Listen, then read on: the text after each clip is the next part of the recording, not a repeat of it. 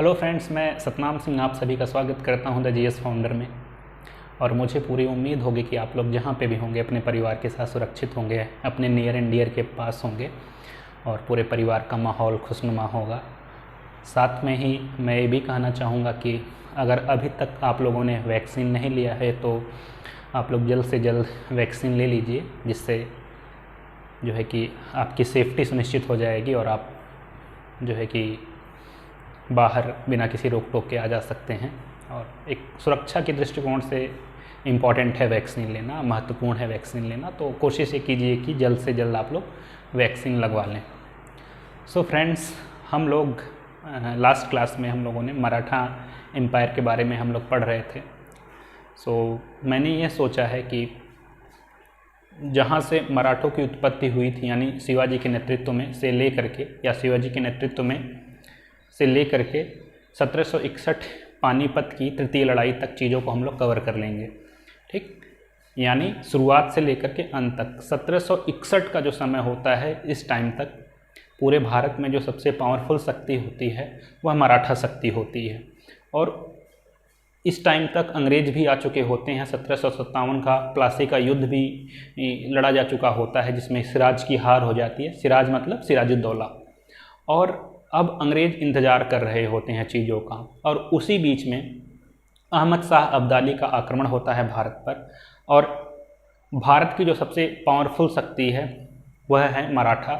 मुग़ल जो लोग हैं वो अब एक तरह से नीचे आ चुके हैं, रसातल में पहुंच चुके हैं। मुग़ल शक्ति का नष्ट हो चुकी है और मराठा सबसे पावरफुल शक्ति के रूप में इस टाइम में इंडिया के ऊपर दिख रही है। और जब 1761 की पानीपत की लड़ाई होगी तो उसमें अहमद शाह अब्दाली जीत जाता है और मराठों की हार होती है। और इसी के साथ मराठा शक्ति छिन्न भिन्न हो जाती है, वो भी रसातल में पहुंच जाती है। इसके बाद अब जो है कौन बचा? अंग्रेज 1764 के बक्सर के युद्ध के बाद जो है धीरे धीरे तरह तरह के नियम कानून ला करके भारत को अपनी गिरफ्त में ले लेंगे। यहाँ तक चीज़ों को हम लोग देखेंगे और इसमें हो सकता है कई पार्ट में वीडियो आए। तो आज मैं जिस पार्ट पे डिस्कशन करने जा रहा हूँ वह है मराठा साम्राज्य के अंतर्गत लिया जाने वाला कर या राजस्व व्यवस्था जो उनकी थी वो। इसके साथ साथ मराठा साम्राज्य के अंतर्गत एक और व्यवस्था थी जिसको बोलते थे अष्टप्रधान। अष्टप्रधान के बारे में हम लोग जानेंगे, क्योंकि ये 2 से 3 चीज़ें हैं जहाँ पे अक्सर पेपर में इतिहास के स्तर से 2 या 3 प्रश्न अक्सर हमको देखने को मिल जाते हैं। आइए हम लोग देखते हैं ज़्यादा ना टाइम लेते हुए चीज़ों को। तो भू राजस्व व्यवस्था के अंतर्गत देखिए, किसी भी टाइम में किसी भी साम्राज्य में भूमि मापने का एक अपना तरीका होता था। ठीक है, तो उस जमाने में जो थी उसको बोलते थे काठी। देखो मैंने जरीब पहले लिख दिया है, काठी। एक काठी बेसिकली क्या थी? ये 5 हाथ और 5 मुट्ठी के बराबर होती थी। 5 हाथ और 5 मुट्ठी के बराबर एक काठी होती थी। और 20 काठी लंबाई और 20 काठी चौड़ाई मिल करके 1 बीघा बनाती थी। 20 काठी लंबाई और 20 काठी चौड़ाई, यानी लंबाई चौड़ाई दोनों बराबर, वो मिलकर बनाती थी 1 बीघा।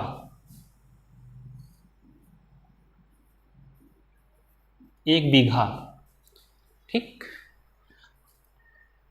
और उसी प्रकार से 1 बीघा 20 काठी लंबाई और 20 काठी चौड़ाई। और उसी प्रकार से 120 बीघा मिल करके बनाते थे चावर। 120 बीघा मिल करके एक चावर बनाते थे। तो यह जो नाम है देखने में थोड़ा सा अटपटा लग रहा होगा। देखिए यहाँ पे जरीब मैंने मिटा दिया था। सबसे छोटी होती थी जरीब के बाद फिर काठी के बाद फिर बीघा के बाद फिर चावर। ठीक, और इसी के अनुसार इसी में जो है कि भूमि को उत्तम, मध्यम और निम्न, इन 3 श्रेणी में बांटा जाता था। और उसी आधार पे जो है कि राजस्व का निर्धारण किया जाता था। जैसे अगर उत्तम भूमि होगी तो वहाँ का राजस्व थोड़ा सा अधिक उससे लिया जाएगा, मध्यम किस्म की होगी तो उससे थोड़ा सा उत्तम वाले से कम लिया जाएगा और निम्न किस्म की अगर होगी तो उससे समझ लीजिए थोड़ा बहुत या ना के बराबर चीज़ें ली जाएंगी। ठीक, तो यह भूमि नापने का पैमाना था भाई। जैसे आज के ज़माने में अगर आप लोग जो है कि गांव देहात के क्षेत्र से बिलोंग करते होंगे या शहर में भी हैं, तो जैसे दिल्ली वगैरह में अगर आप देखेंगे तो वहाँ पे अगर आप ज़मीन लेने जा रहे हैं तो वहाँ पे गज चलता है। शहर की मैं बात कर रहा हूँ। कोई प्लाट अगर आप लेने जा रहे हैं वहाँ पे गज चलता है। लखनऊ या उत्तर प्रदेश जैसे शहर में वहाँ पे वर्ग फुट चलता है। देहात में अगर आप चले जाएंगे और खेत वगैरह अगर वहाँ लेने जा रहे हैं तो वहाँ पे चलेगा कट्ठा बोलते हैं उसको। रियल में होता है गट्ठा, लेकिन देहाती भाषा में उसको कट्ठा बोलते हैं। उसके बाद फिर आता है बिस्वा, बिस्वा के बाद आता है फिर बिगहा या बीघा। देहाती भाषा में उसको बिगहा बोलते हैं, लेकिन बीघा जो है कि वो शुद्ध उसका उच्चारण है बीघा। सो क्या है कि 20 बिस्वा का 1 बीघा होता है, कहीं कहीं 8 बिस्वा का 1 बीघा होता है। और उसी प्रकार से आगे जब हम देखेंगे तो 1.5 बीघे का 1 किल्ला होता है। 1.5 बीघे का 1 किल्ला होता है। 3.5 बीघे के आसपास का 1 एकड़ होता है। ठीक है, और आगे बढ़ेंगे तो फिर हेक्टेयर आ जाएगा। तो इस प्रकार से जैसे मॉडर्न ज़माने में, आधुनिक टाइम में भूमि नापने के ये सारे पैमाने हैं, उसी तरह उस ज़माने में यह हुआ करता था मराठा साम्राज्य के अंतर्गत। मुगल साम्राज्य में कुछ चीज़ें अलग थीं। ठीक है, दक्षिण में निजामशाही थी, वहाँ पे चीज़ें कुछ अलग थी। ठीक, तो ये सारी चीज़ें हैं। तो इनसे जो है कि इस भूमि के आधार पे जो है कि राजस्व वसूला जाता था। इसके अतिरिक्त 2 अन्य और जो सबसे इम्पोर्टेंट राजस्व वसूले जाते थे वह थे चौथ और सरदेशमुखी। चौथ और सरदेशमुखी कई बार पेपर में पूछा हुआ है कि सरदेशमुखी निम्नलिखित में से किस जो है कि राजा से संबंधित है या किस साम्राज्य से संबंधित है। तो उसमें किससे संबंधित है? ये दोनों का संबंध है मराठा साम्राज्य से, चौथ और सरदेशमुखी। अब चौथ किनसे लिया जाता था बेसिकली? तो चौथ उनसे लिया जाता था जो मराठा साम्राज्य के अगल बगल के छोटे छोटे जो राज्य थे। उनको यह आश्वासन दिया जाता था कि अगर आप अगर आप हमको चौथ देते हैं तो मराठा शक्ति आपके ऊपर अटैक नहीं करेगी। इसकी बजाय अगर आपके ऊपर कोई और अटैक करता है तो मराठा शक्ति आपकी हेल्प के लिए हमेशा तैयार रहेगी। तो वो लोग मराठाओं के डर के मारे चौथ देते थे।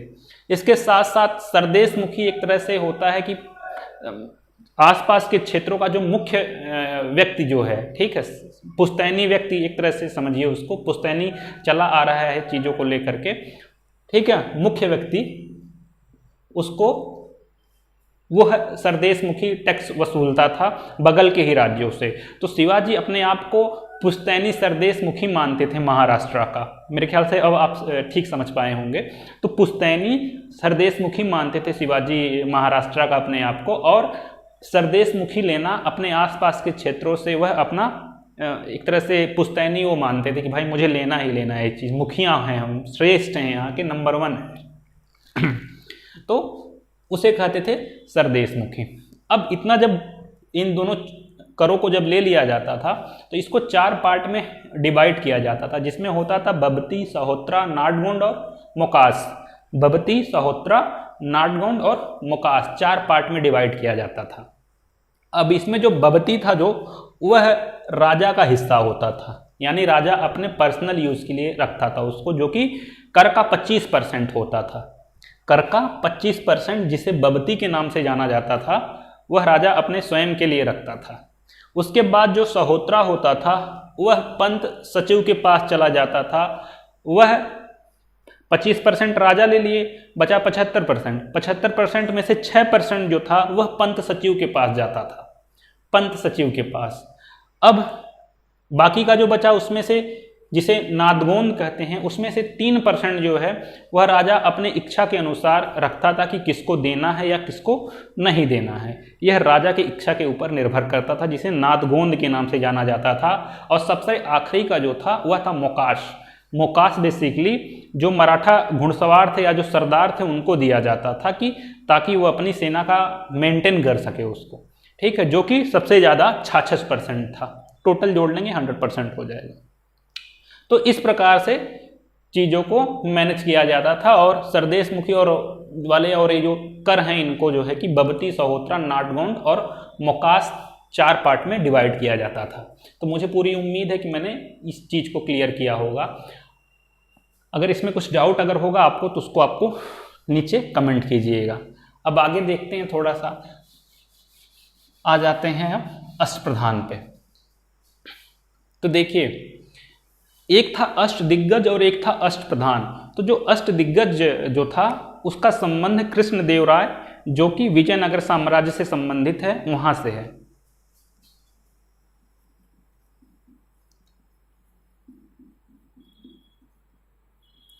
अष्टदिग्गज यानी 8 दिग्गज।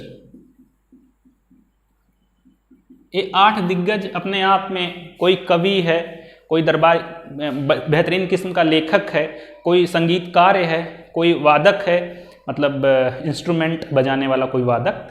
तो इस प्रकार से 8 लोगों का यह समूह अष्ट दिग्गज के नाम से जाना जाता था, जिसका संबंध किससे था? विजयनगर साम्राज्य में कृष्णदेवराय से इसका संबंध समझिए। वहीं जो अष्टप्रधान है इसका संबंध है मराठा शासक शिवाजी से।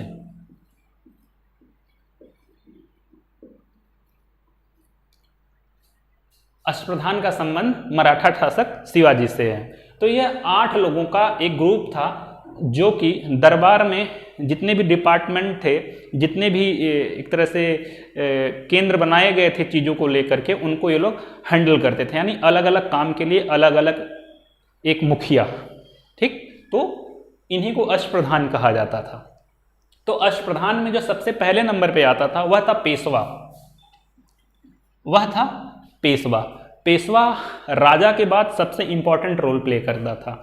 इवन अगर राजा कहीं अभियान के लिए कहीं बाहर गया हुआ है या युद्ध के लिए बाहर गया हुआ है, तो उस टाइम में जो पेशवा था वो एज ए राजा ही काम करता था।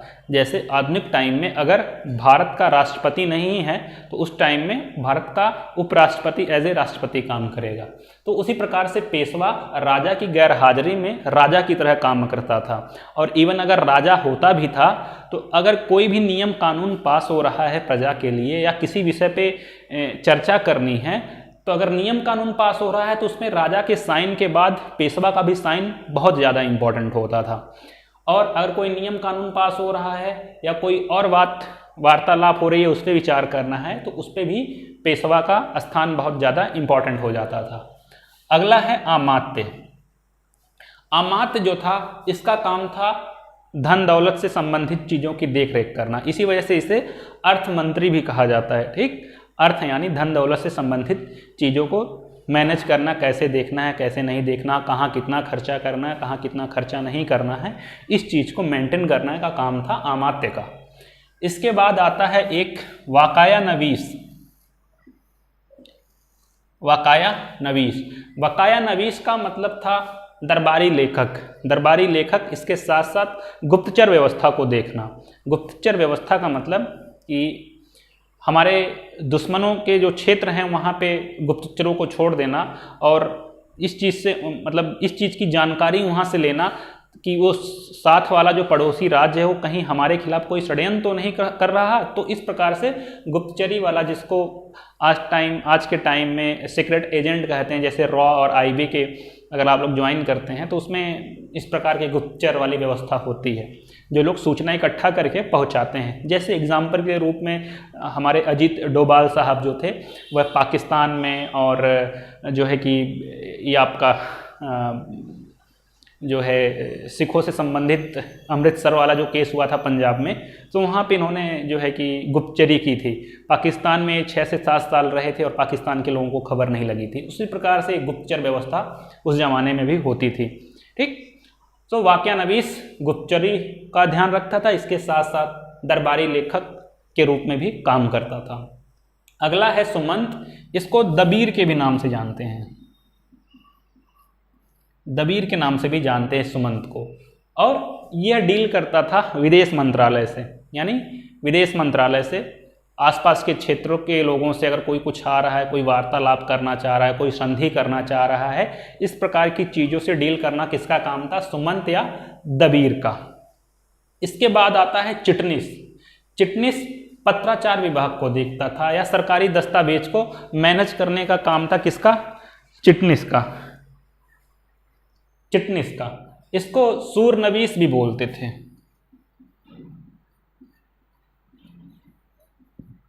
सूरनवीस भी बोलते थे चिटनिस को। और सरकारी दस्तावेजों का पत्राचार यानी कॉरस्पॉन्डेंस डिपार्टमेंट को जो है कि मेंटेन करना, यह काम था चिटनिस का।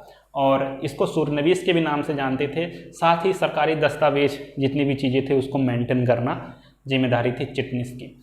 सरे नौबत जो है इसका संबंध सेना से था, यानी सेना में कितने लोगों को शामिल करना है या कितने लोगों को रिटायर करना है, इस प्रकार की चीज़ें, कितने हाथी की ज़रूरत है, कितने घोड़ों की ज़रूरत है, इन सारी चीज़ों को मैनेज करना सरे नौबत की जिम्मेदारी थी। तो इसमें जो सबसे 4 इंपॉर्टेंट हैं वो वाक्यान्वीस है, सुमंत है, चिटनिस है और सरे नौबत है। तो यह 4 आप याद रखिएगा। वाक्यान्वीस दरबारी लेखक, सुमंत विदेश मंत्रालय, चिटनिस पत्राचार विभाग, सरे नौबत सेना की भर्ती। ये 4 बहुत इंपॉर्टेंट है, बाकी तो आप लोग वैसे ही याद कर लेंगे। और जो न्यायाधीश था इसका जो मेन काम था वह न्यायिक व्यवस्था को ठीक तरीके से सुचारू रूप से चलती रहे है, इस चीज़ को स्थापित करना था न्यायाधीश को। ठीक है, इसके साथ साथ दंड देना और तौर वाली जो चीज़ें थी वो भी किसका काम था? न्यायाधीश का ही काम था। अगला जो है वो है पंडित राव, जिसको सद्र के नाम से भी जानते हैं। तो पंडित राव का काम था कि पहली बात धर्म से संबंधित चीज़ों के बारे में जो हमारे लोग हैं उनको जो है कि एक तरह से जागरूक करना, और इसके साथ साथ राजा अगर कोई पूजा कर रहा है, किसी प्रकार का अगर अनुष्ठान कर रहा है, तो उसमें जो है कि पंडित राव अहम रोल प्ले करते थे। तो इस प्रकार से इन 8 लोगों को अष्टप्रधान के नाम से जाना जाता था।